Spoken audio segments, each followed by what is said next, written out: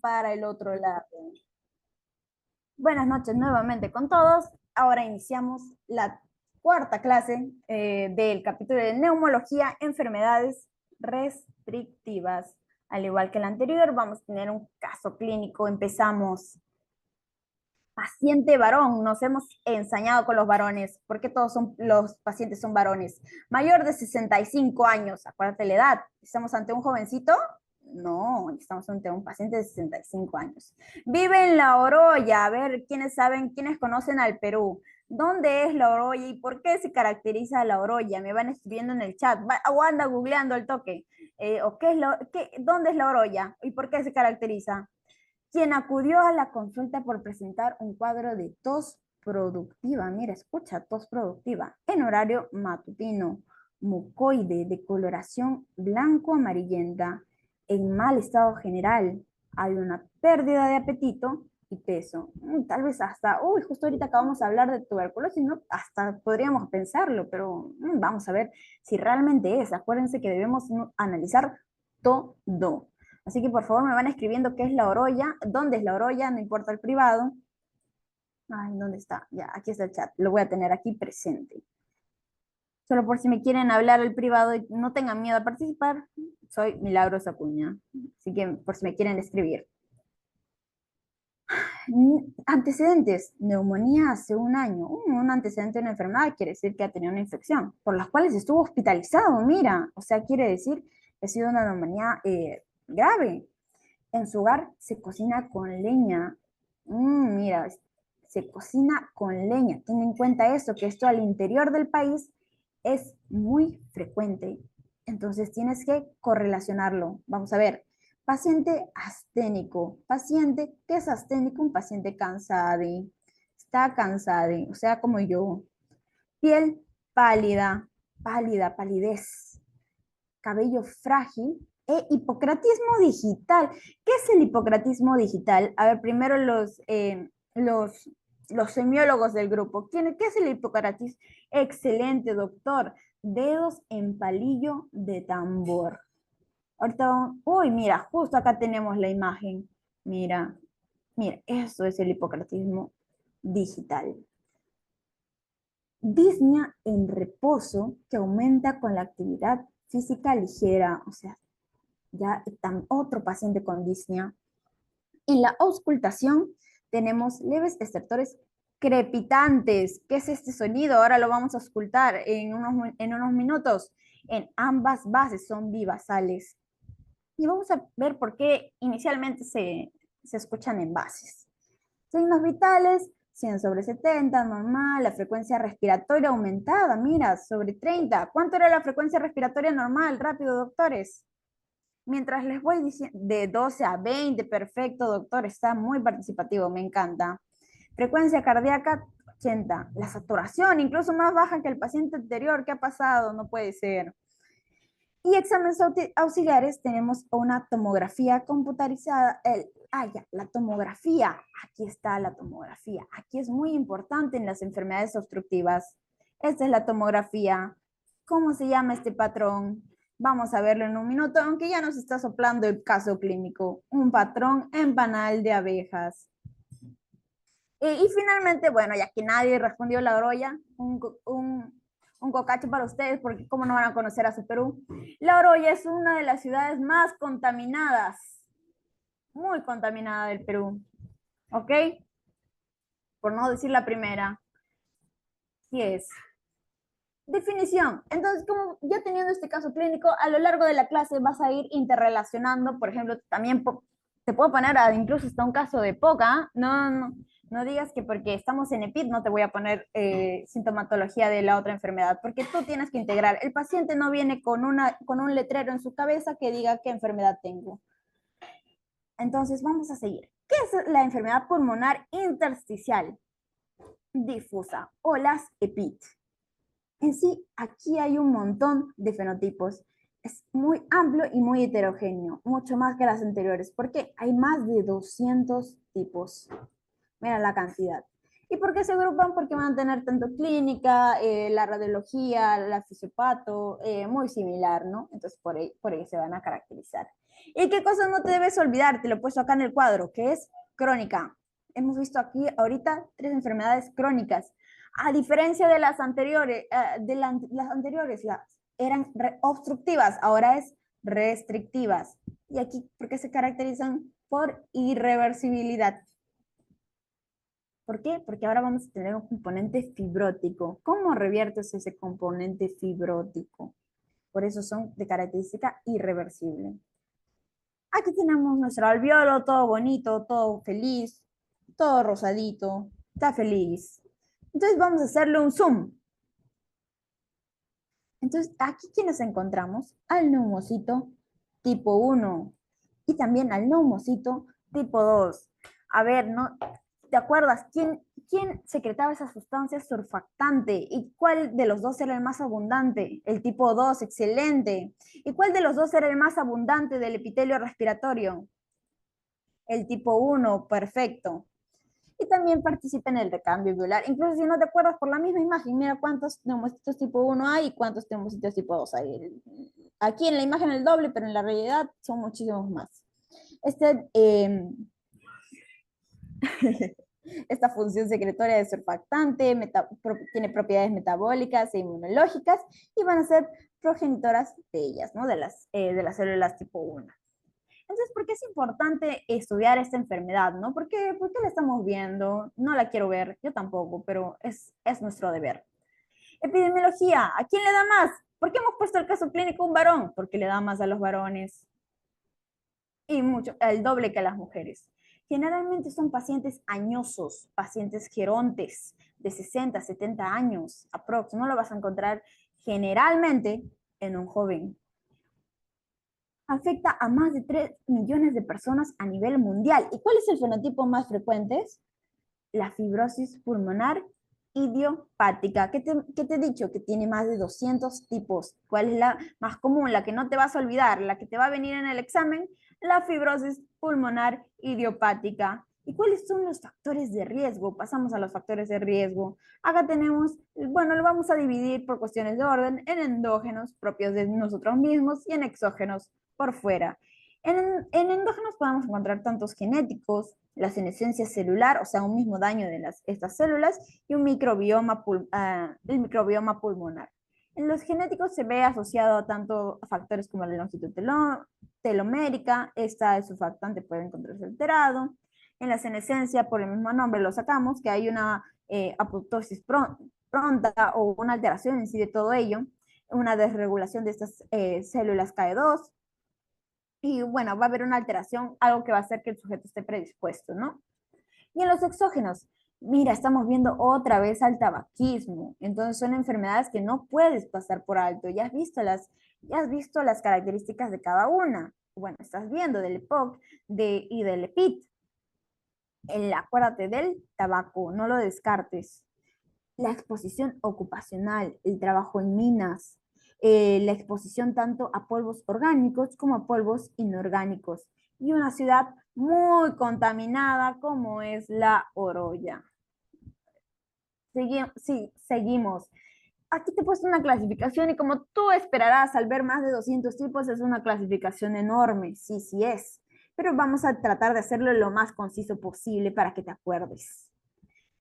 En sí vamos a dividirlo en estos 5 tipos, que sería la neumonía intersticial idiopática, las autoinmunes, quiere decir que las enfermedades autoinmunes también podrían desarrollar un EPIT, o sea, como te he dicho, no solamente porque tenga una enfermedad, va a excluir las demás, de secundaria exposiciones, el tipo de quísticas, cuando hay una afectación del espacio aéreo, y la sarcoidosis. Son fenotipos que han sido agrupados. Aquí hay más, incluso dirás, ¿por qué tantos? Bueno, así es la vida, joven. Tenemos la neumonía intersticial no específica, y de aquí, ¿cuál es la más importante? La que te dije que te va a venir en todo momento. La fibrosis pulmonar idiopática. Esta es la más importante, o bueno, la más frecuente, por eso digo que es la más importante. Las autoinmunes, ¿por qué te le pongo una alarma aquí? Aquí lo pongo de un naranja más oscuro, porque esta es la primera. ¿Y quién está empezando a agarrar una mayor incidencia? Las autoinmunes. Esta va a ser la segunda. Aquí que tenemos Como enfermedades, bueno, por el mismo nombre de la clasificación, tenemos la AR, la esclerosis sistémica, las enfermedades de tejido conectivo, etcétera, ¿no es cierto? Las secundarias exposiciones, tenemos la neumonitis por hipersensibilidad. Tenemos las enfermedades ocupacionales que generalmente están relacionadas a esta exposición o personas que han trabajado mucho con el asbesto. Tienden a desarrollar cuando ya tengan 60, 70 años un EPIT. Dice, ¿por qué me empieza a faltar el aire? Ya, bueno. Las medicaciones, entre ellas tenemos al metrexato, que también incluso hay controversia de él, pero se le ha visto muy relacionado a la CEPIT. Y este es incluso un medicamento de la AR, entonces aquí estamos viendo una doble exposición. A su vez, los pacientes con radioterapia. A su vez, los que consumen drogas ilegales, las posinfecciosas y las bronquiolitis respiratorias. Tenemos las quísticas, que tenemos estos 4 fenotipos, la linfangiomatosis. Esta se caracteriza por afectar tanto a nivel a jóvenes como a adultos mayores y puede incluso desarrollar hemoptisis en la clínica. Eso es algo adicional, ¿no? Y finalmente tenemos a la sarcoidosis. Aquí, ¿qué es lo que te mencionaba? Que las autoinmunes cada vez están creciendo cada vez más. Incluso se identifican hasta el 30% de nuevos diagnósticos de EPIT. Este es el segundo lugar que cada vez va creciendo mucho más. Finalmente, algo para que nos ubiquemos es que los pacientes que vienen más de 50 años generalmente vienen por fibrosis pulmonar idiopática y de los de 20 a 40 años vienen por sarcoidosis. Son cosas que debemos tener en cuenta para nuestro análisis.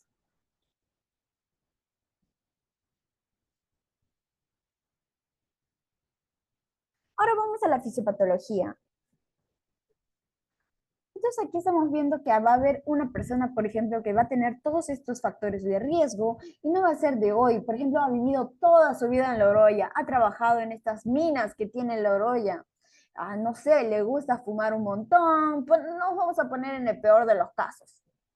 Ya está genéticamente predispuesto, también tiene una enfermedad autoinmune y está tomando su metrotexate, nos estamos poniendo. Entonces va a haber esta lesión repetitiva sumada a todos estos factores de riesgo, ¿no? O sea, la persona ha salido premiada.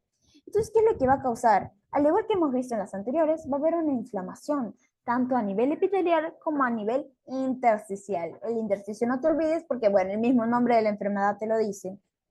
¿Y qué es lo que va a pasar? Nuestro organismo, como ya está predispuesto con todos estos factores de riesgo, va a querer obviamente defenderse, va a querer reparar el daño que se ha provocado, por lo cual se va a tener un proceso reparativo aberrante, o sea, va a ser mucho mayor. ¿Qué es lo que va a causar? O bueno, ¿cómo lo vamos a evidenciar? Va a traer la senescencia epitelial, que hemos visto que ya es un factor de riesgo, va a tener la apoptosis del mismo, una activación y proliferación, y va a haber esta transición, una transición de este epitelio. Ya no va a ser el epitelio bonito, elástico que teníamos antes. Ahora vamos a ver qué es lo que va a pasar. ¿Cuál va a ser el paso 1? Aquí vamos a tener 4 pasos. Lo vamos a resumir en 4 pasos. Lo vamos a resumir en 4 pasos. Tenemos, esa. Lo vamos a resumir en 4 pasos. Tenemos el daño epitelial y la activación. Quiere decir que frente a toda esta lesión, todos estos factores de riesgo que inicialmente sí se podía reparar, nuestro alveolo sí, normal, lo reparaba, yo lo reparo, pero sí podía, se disminuía la fibrosis normal y tú seguías respirando tranquilo. Pero al tener tanto, esto va a seguir continuo. Mira, acá está bonito. ¿Qué es lo que va a pasar? Van a traer a una barrera protectora mucho mayor. Van a venir los fibroblastos. Y estos fibroblastos van a ser activados. ¿A qué? Estas células, ¿cómo se? Estos no son fibroblastos, estos son miofibroblastos. Miofibroblastos.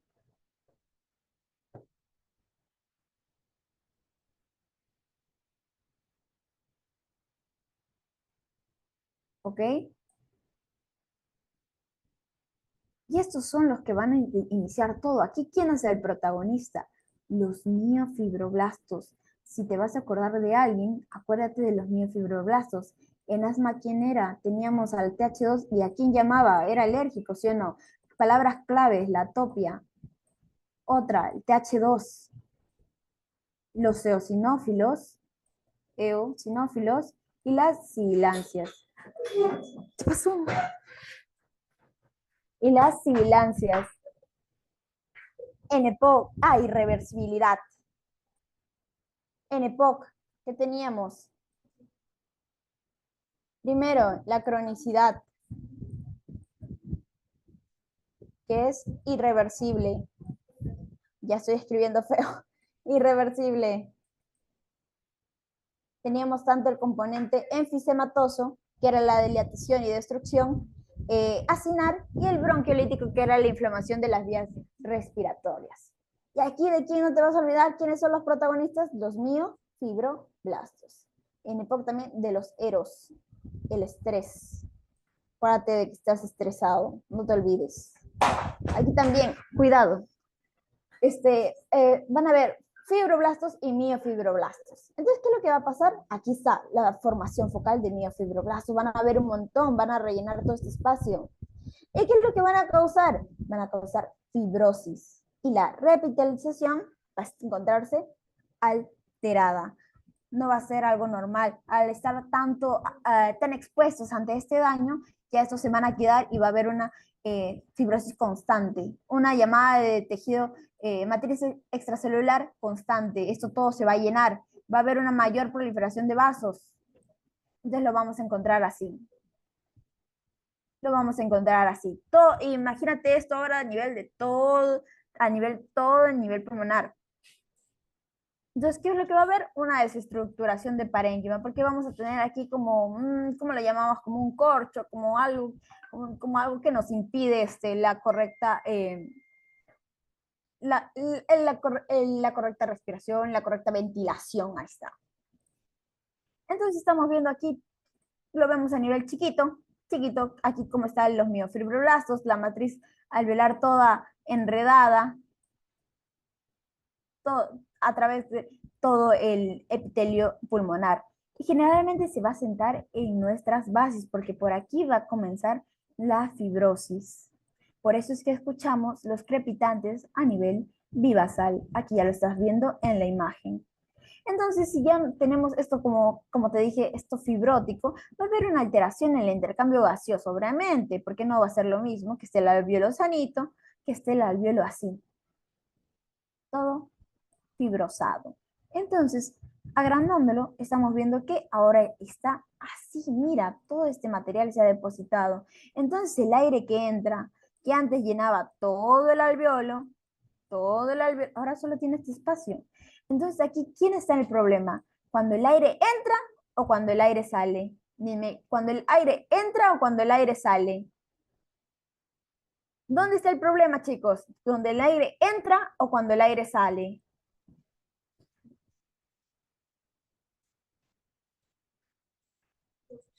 Están ambos, pero también, principalmente, ¿dónde? Cuando el aire entra, chicos, cuando el aire entra, porque mira, exacto, porque mira,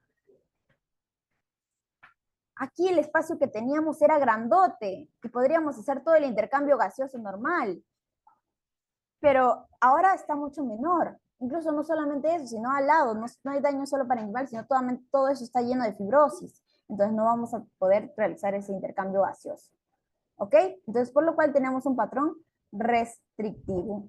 Borramos todos los dibujos y seguimos. Entonces, al tener esta desestructuración del parénquima, ¿qué es lo que vamos a tener? Este es el filtrado intersticial, acuérdate. ¿Y qué es lo que nos va a dar? Una fibrosis. ¿Y qué es lo que te había dicho? Esta alteración, el intercambio de gases. ¿Qué te dije? Que no hay una adecuada oxigenación. ¿Por qué? Porque no hay una adecuada hematosis, todo está lleno de fibrosis. Entonces vamos a estar frente a una hipoxemia. ¿Y cómo se va a traducir en nuestros pacientitos? Como una disnea de esfuerzo. Una disnea de esfuerzo que incluso si lo seguimos dejando pasar, si seguimos citando nuestros factores de riesgo, va a incrementar, por lo cual el paciente ya inicialmente no se cansaba al caminar, luego se va a cansar incluso al ponerse el polo, incluso puede llegar a cansarse al reposo. Y si esto progresa, puede llegar a una insuficiencia respiratoria, por lo cual los pacientes, cuando ya están en un estadio más avanzado, llegan a necesitar un soporte de oxígeno. ¿Ok? Y como hemos visto, este infiltrado es lo que va a causar esta disco. Es lo que también vamos a encontrar, una acropaquia, estos dedos en palillos de tambor, este ángulo de Dubé-Bond, en el cual lo normal es que lo tengamos a 160 grados, pero ¿qué es lo que va a pasar? Que vamos a tener este ángulo mayor a 180 grados, por eso también se le llama dedos hipocráticos, dedos en vidrio de reloj, porque parecen un vidrio, ¿no? Tú como has visto tu reloj, así como una circunferencia, ¿no? Entonces vamos a tener esta manifestación. Vamos a tener también irritación de las vías respiratorias que nos va a dar esta tos. Generalmente es una tos seca.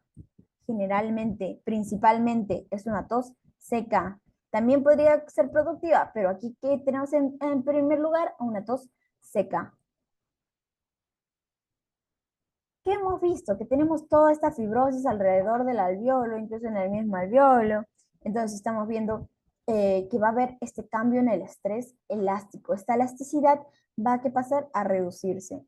Entonces, tenemos como un corcho. Tú cuando inflas tu globo, infla bonito, ¿sí o no? Pero ¿qué pasaría si en lugar de tener un globo con ese material elástico, no sé, tienes una bolsa de papel? Cuando tú inflas la bolsa de papel, suena, ¿sí o no? Cruje, porque no tiene esa propiedad de elasticidad que tal vez sí tiene el globo. El globo infla bonito y lo inflas hasta cuando quieras y normal desinfla y todo bien, ¿no?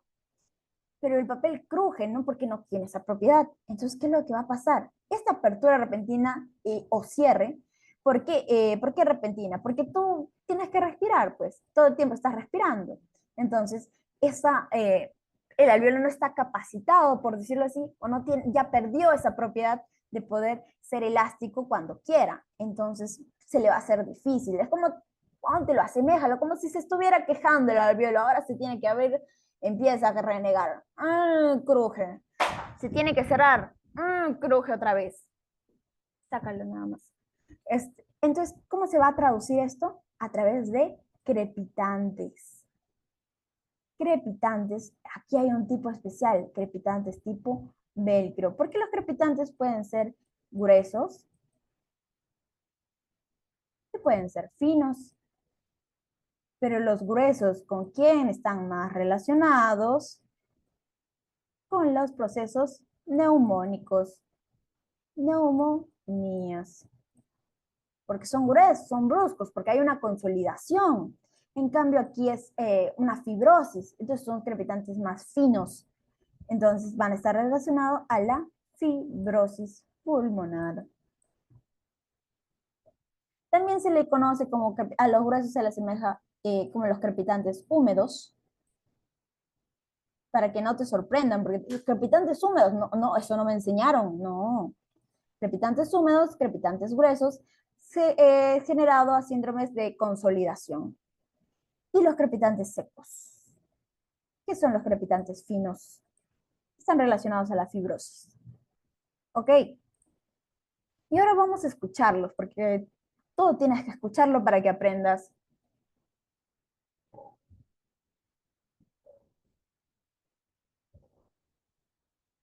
Si logras asemejarlo a un sonido, ¿por qué te he puesto las hojas ahí? Porque podrías asemejarlo al sonido de las hojas secas.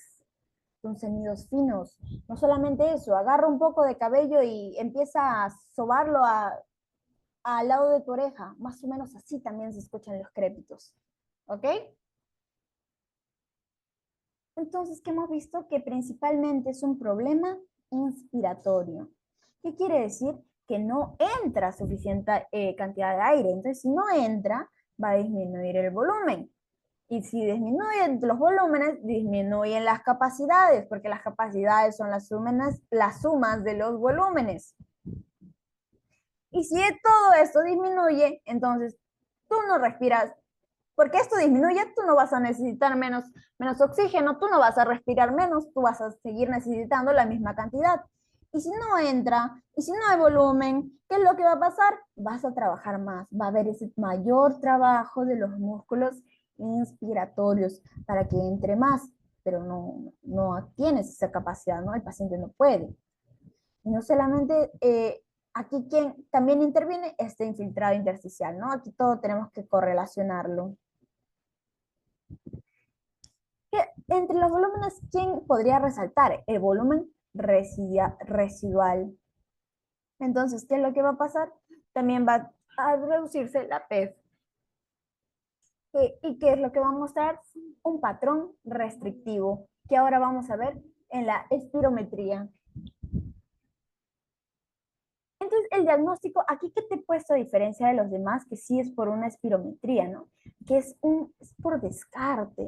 ¿Qué quiere decir? Que puede haber un montón de entidades, que no quiere decir que va a ser, que porque es por descarte no vas a pensar en ella. Claro que tienes que considerarla, pero después de excluir otras causas más comunes, como hemos visto, es una enfermedad que tiene fenotipos muy amplios, entonces como que hay que eh, relacionar bien, es tener en cuenta muy bien las manifestaciones clínicas, en especial, como te he dicho, a mí me gusta mandarte indirectas. ¿Cuál es la que te he puesto estrellitas? La disnea. ¿Qué más? La tos. Estas son las principales manifestaciones que se va a encontrar en esos pacientes. Ya la ocultación, ¿qué vas a encontrar? Los crépitos, tipo velcro, no te olvides ese nombre. Si vas a encontrar lo demás que hay aquí, puedes encontrar acopaquia, pero ¿qué es lo más frecuente? La disnea y la tos seca, esos son más asociados. Y como ves, en las demás enfermedades también hemos encontrado disnea, en las demás también hemos encontrado tos. Entonces, por un solo signo no te puedes guiar de todo, ¿ok? Pero sí te ponemos las fijas. Entonces, ¿cómo te va a venir el paciente? Te va a decir, cada vez me falta más aire. ¿Por qué? Porque la disnea es progresiva, se está cansando más, tiene mucha tos, empieza el mismo paciente tal vez al momento de la consulta empieza a toser. Doctor, me falta aire. Doctora, ¿y tú qué tienes que indagar? Hemos visto todos los fenotipos, entonces vas a indagar en un montón. Aquí te he puesto las fijas otra vez. Si te viene un paciente con estas características, con estas manifestaciones, y por ejemplo, es jovencito, es joven, pero es un poco más alejado, ¿no es cierto? ¿Pero qué? ¿Qué pasa si es un paciente con sarcoidosis o con histiocytosis? Está más asociado a los pacientes jóvenes. Acuérdate de la sarcoidosis, te la puse, creo que fue una pregunta del MIR. Pero generalmente son mayores de 50 años, mayores de 60 años, son pacientes añosos. ¿Y cuál te dije que era el más frecuente? La fibrosis pulmonar idiopática, que era más en varones. Y también las autoinmunes, las colagenopatías, que iban, te dije, en segundo lugar y están aumentando cada vez más. El hábito tabáquico se va más relacionada, perdón, los antecedentes familiares primero.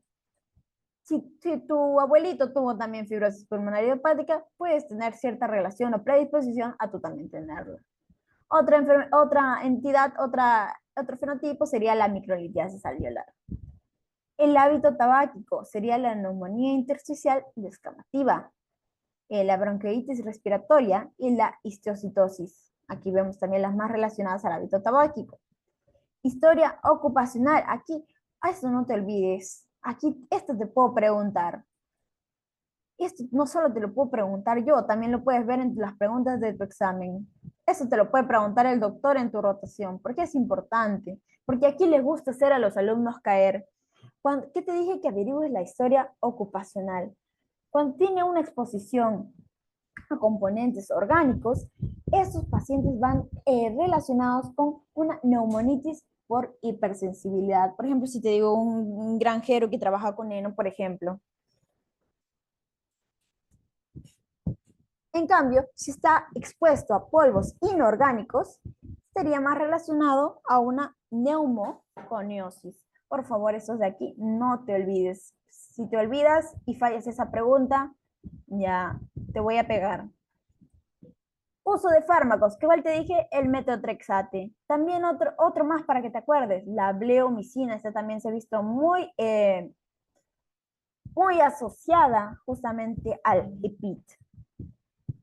Con radioterapia podríamos tener un paciente que viene, doctor, yo he recibido múltiples radioterapias y ahora me siento mal, estoy con falta de aire hace mucho tiempo, mira mis dedos, cómo se han vuelto, tenemos a una neumonitis actínica.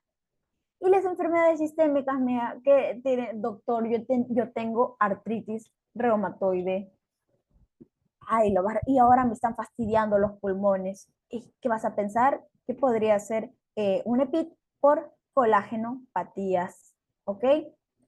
Ok, ya analizamos este cuadrito. Entonces, si una vez que has hecho muy bien tu anamnesis, vamos ahora al examen físico. Paciente, vamos a examinarlo. A la inspección, ¿qué vamos a encontrar en la inspección? Podemos encontrar un paciente debilitado, un paciente con caquexia, un paciente, tú mismo vas a ver que tiene esa dificultad para respirar, esa disnea. La palpación, aquí generalmente, ¿qué vamos a encontrar? Las vibraciones vocales normales, o que también podrían encontrarse incrementadas, pero generalmente pueden estar normales. Aquí no tenemos mucha variabilidad. En percusión sí no es muy significativo porque podríamos encontrarlo variable, no hay algo propio de.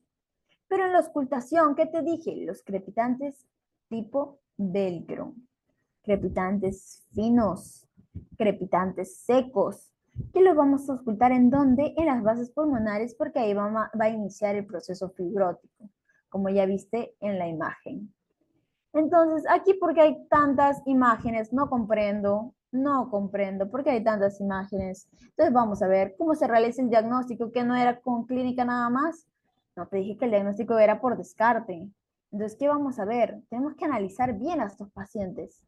Vamos a ver la prueba de función pulmonar. ¿Qué te había dicho que era esta prueba? Donde el paciente que le dices, sopla. Vamos a tener el flujo inspiratorio. Toma aire, paciente. Sopla. Primer segundo. Aquí bota el resto del aire. ¿Ok? ¿Dónde está el clic? Aquí está. ¿Qué es lo que vamos a tener? Esta es la curva normal, esa es la curva que probablemente tengas tú. Aquí. ¿Qué pasa si ahorita te tomo una espirometría? Te va a salir tu curva, te voy a decir, joven, sopla, doctor, bota, primer segundo, y empieza a decaer hasta que botas todo. Pero ¿qué es lo que pasa si le dejas a esos pacientes? Como no puede entrar el aire, aquí no va a poder inspirar por completo y lo que va a botar va a ser mucho menor. Y si ha entrado menos aire, también va a salir la misma cantidad. Por ejemplo, si antes entraba 10, en lo normal va a salir también, por ejemplo, 10. Pero ahora, ¿qué es lo que va a pasar en un patrón restrictivo? Si entra 5, ¿cuánto va a salir? ¿Cuánto crees que salga? Rápido en el chat. Si entra 5, ¿cuánto crees que salga? Rápido para avanzar, si no, no avanzamos. Rápido para que comprendas espirometría, porque eso es un talón de Aquiles de muchos. Mientras tanto, te voy explicando cómo es en obstructivas. Aquí, si en obstructivas entra 10, al tener un flujo de obstrucción, puede salir 8. Por ejemplo, a mí me gusta asociarlo con números. Siempre me gustaron los números. Aquí, ¿qué es lo que pasaría? Si entra 5, estamos viendo que la curva es muy parecida a la normal. ¿Pero qué es lo que pasa? Si entra menos aire, va a salir igual aire, porque no vamos a tener un problema en la salida, va a ser un problema en la entrada. Entonces quiere decir que va a salir, por ejemplo, 5. No va a haber esa variabilidad. Entonces, ¿qué habíamos visto en las enfermedades obstructivas? Que este cociente B1 sobre la capacidad vital forzada era menor a 70, ¿cierto?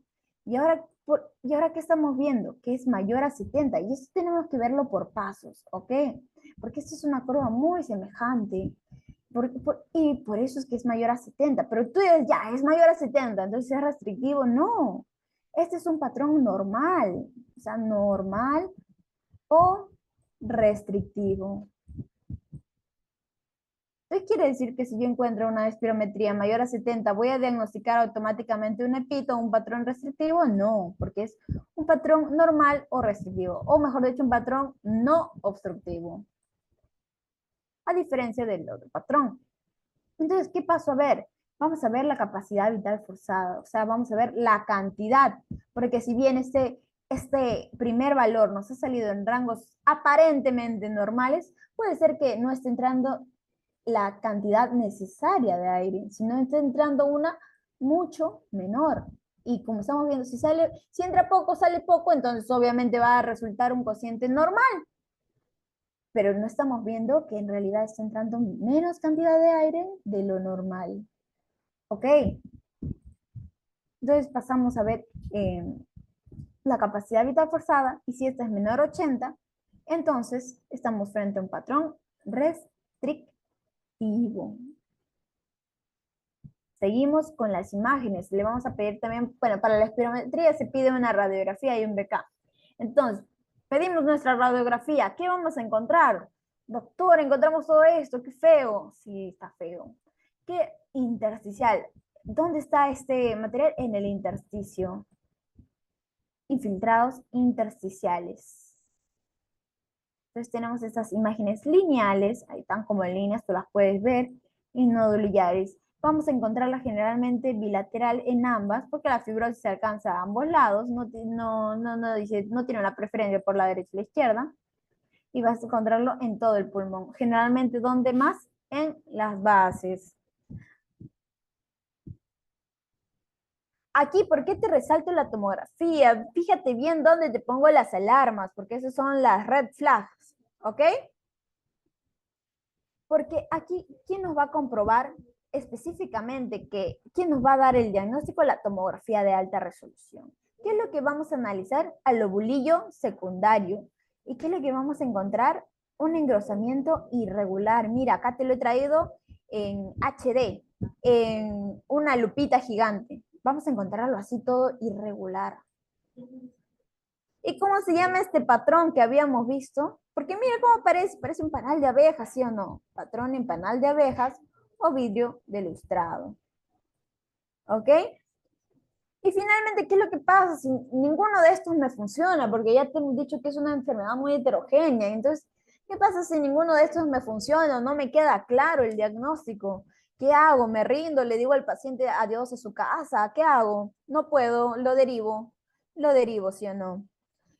Vamos a tomar una biopsia pulmonar, en la cual, como nos menciona, está indicada en todos los casos que no se ha obtenido un diagnóstico específico de un EPID, ya que estamos viendo un patrón fibrótico. ¿Ok?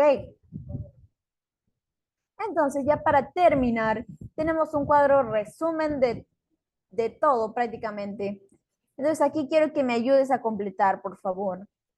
El paciente típico, ¿qué te había dicho que era mayor en varones o mujeres? Rápido. ¿A quién estamos funando más el día de hoy? ¿A los varones o a las mujeres? Y también la edad, ¿no? Exacto, a los varones, perfecto, doctores. ¿Y pacientes jóvenes o pacientes añosos, pacientes gerontes, pacientes viejos? La edad, añosos, perfecto, doctor. Gerontes, excelente. Otras palabras para que se escuche más bonito, ¿no? En lugar de paciente adulto mayor, para que te notes más intelectual. Pacientes varones de 60 a 70 años, perfecto. Factores de riesgo, ¿qué te dije? Que había propios de nosotros y fuera los endógenos, el tabaquismo, la exposición excelente, los fumadores, la exposición ocupacional, la misma ambiental. Y los endógenos, los genéticos, la senescencia celular, el microbioma alterado, etc. La afectación pulmonar, ¿cómo es? ¿Qué te dije? Las claves, palabras claves, no te olvides. Crónico, progresivo, restrictivo e irreversible. ¿Cuáles serían de POC? Crónico también, obstructivo también progresivo y también irreversible. De asma, crónico, obstructivo, irreversible. Acuérdate ese juego de palabras. ¿Cuál es la más frecuente?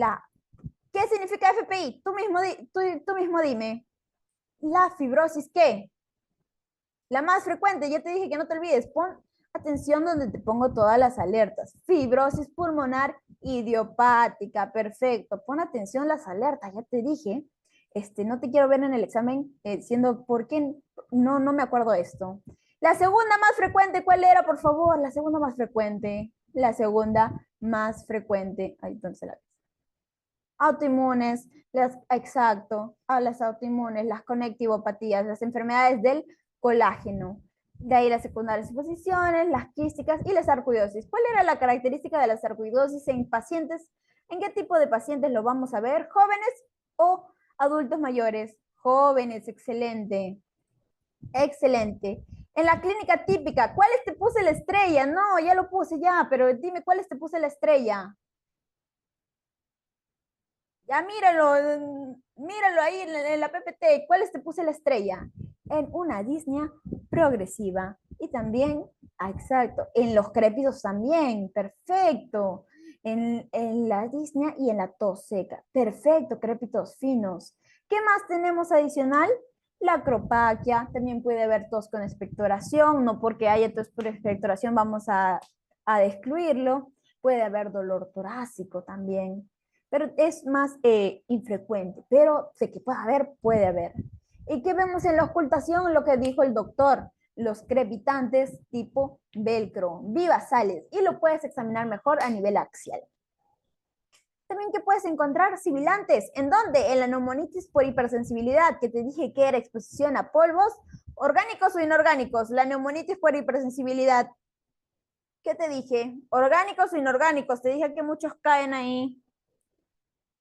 Orgánicos, muy bien, doctor, perfecto. Te voy a poner un caso clínico en el examen de eso, ¿ya? Y también pueden tener cor pulmonare, pero ¿qué nos indica si tuviera un cor pulmonare? Ya un estadio muy avanzado.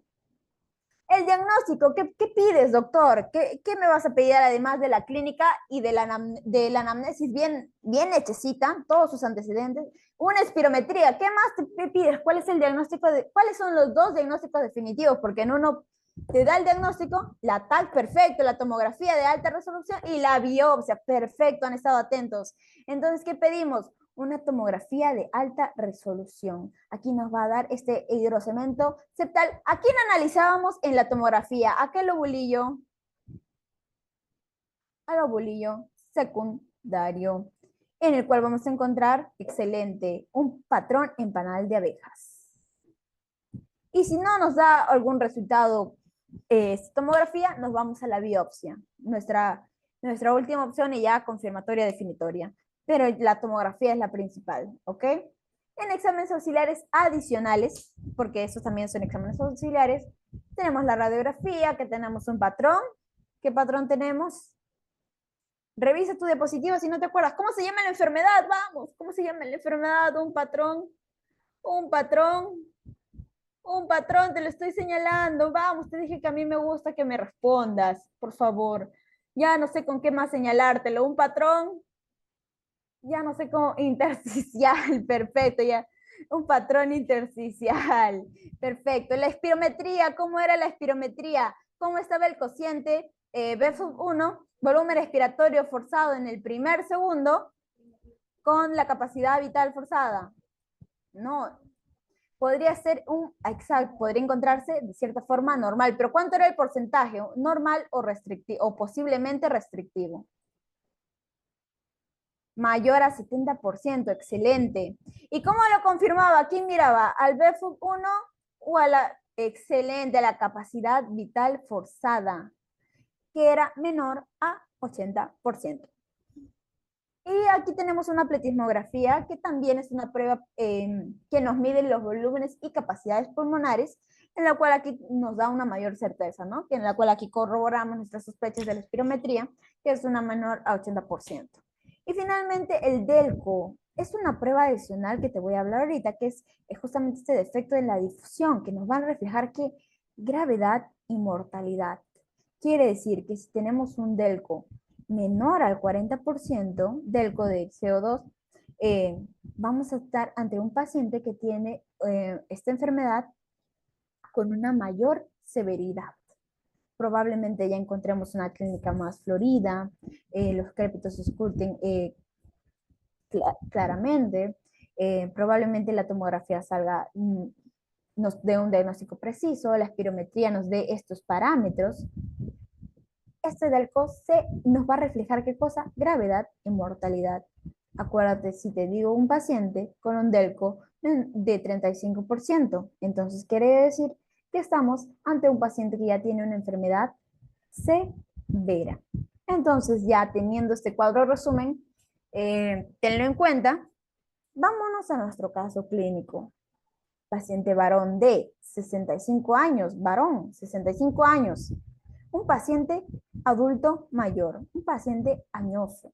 Vive en Loroya, que te dije, un lugar contaminado, estamos viendo factor de riesgo. Hasta este momento, incluso tú puedes decir, no estoy pensando en EPID, estoy pensando, por ejemplo, en EPOC, que también tiene un factor contaminante y también son pacientes mayores, por ejemplo. No, tos productiva. Incluso acá me podría decir, tos productiva. Me alejo un poquito, ¿no? Es decir, mucoide de coloración blanco-amarillenta. Puede ser, pero coloración blanca, eso también está relacionado. Vamos pensándolo. Mal estado general, esto también es importante porque estamos viendo un paciente decaído, con pérdida de apetito, o tal vez pensamos hasta en tuberculosis, y pérdida de peso. Pero acá también debemos recordar que esos pacientes también se cuentan adelgazados. ¿Qué te dije en la inspección? Son pacientes caquéticos. Antecedentes, neumonía hace un año. Ya hace un año, una infección pasada, pero vemos que fue grave. Pues tenemos un antecedente de una infección respiratoria. Y aquí, ¿qué nos podría orientar? En su hogar se va a cocinar con leña. Esto también es muy relacionado a los pacientes con EPID. Siempre tenlo en cuenta cada vez que te venga un paciente diciendo que cocinaba con leña y pregunta, generalmente cuando son oriundos del Perú, ¿no? Tienes que preguntar. Paciente asténico, piel pálida, cabello frágil, hipocratismo digital. Entonces aquí te pregunto, ¿el EPOC tiene hipocratismo digital? O sea, ¿está relacionado al hipocratismo digital? O sea, no hay preguntas erróneas. ¿Tú crees que estar... Ay, otra vez. Mientras voy volviendo a compartir, ¿tú crees que está relacionado al hipocratismo digital? Quiero el chat. Ya, ahora sí. O sea, puedes responderme el privado normal, no te preocupes. Después, si deseas eh, equivocarte, porque lo importante es que nos equivoquemos aquí, porque esa era una pregunta que yo personalmente yo fallé en su tiempo. Entonces, por eso te la digo, para que no falles tú. Generalmente el EPOC no está asociado a un hipocratismo digital. ¿Qué pasa si encontramos un paciente con EPOC que sí tiene, que sí presenta? Porque puede haber, en la medicina no hay límites. Tenemos que buscar qué más en ese paciente que tenga EPOC e hipocratismo digital, que pensamos en primer lugar en cáncer, un proceso neoplásico. Puede estar asociado a un proceso de cáncer. ¿Ok? Ok. Entonces, pero propiamente el EPOC no está asociado. ¿Ya? Entonces aquí como que nos aleja un poco de EPOC. Disney en reposo, que va a aumentar. Y aquí donde nos da nuestra pista principal. Los estertores crepitantes bivasales. Crepitantes, y aquí no te lo he puesto para que no lo saques a la primera, pero pueden ser crepitantes tipo velcro. Los signos vitales, la frecuencia respiratoria nada más aumentada, hemos visto que hay un mayor esfuerzo respiratorio, y hemos visto por qué, y una saturación baja. Aquí nos vamos de frente a los exámenes auxiliares que encontramos. ¿Cuál te dije que era el definitorio? La tomografía. Y aquí sí encontramos un patrón en panal de abejas que está aquí. Entonces, probablemente estamos frente a un paciente con EPID. ¿Ok? Entonces, eso es todo por la clase de hoy, las dos clases. Si tienen una pregunta, excelente, doctor. Usted mismo dio el diagnóstico. ¿Y cuál era el EPID más frecuente? ¿El tipo de EPID más frecuente? Quiero